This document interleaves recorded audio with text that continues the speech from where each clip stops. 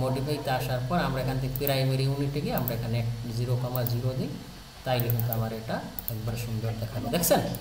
ওকে, আমরা আমরা টেস্ট করছি, যতভাবেই দেখো আমাদের কাজে ভুল পাবে না। ওকে, তো এটা আমাদের 3200 গেল, এটা আমাদের এখান থেকে এটা গেল, রাইট?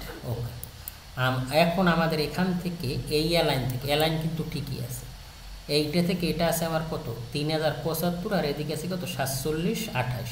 তা আমরা এদিকে কত দিছিলাম, এদিকে আমরা দেখি, এদিকে আমরা এটা কত দিছি, এই যে 4730, আমরা এখানে রাউন্ড ফিগার করছি। আর এদিকে আমাদের কত হবে তাইলে 3066, তা আমরা এখান থেকে দেবো 3065, ঠিক আছে?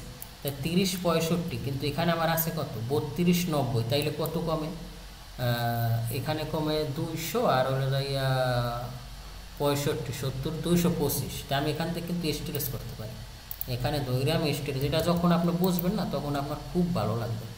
তাইলে আমার কত 225 মেবি, এই যে 225 হলে এখানে কত 32 66, আমি কিন্তু 30 66 আমি এখানে করলাম 30 65, আমার কিন্তু 5 সেকেন্ড টাইম লাগছে।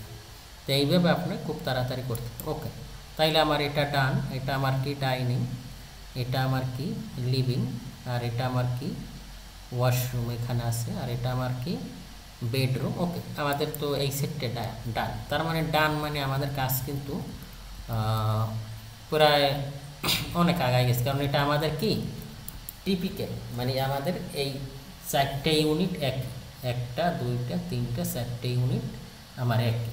তা আমি কাজ করবো কি, আমি এটাকে মিরর করবো।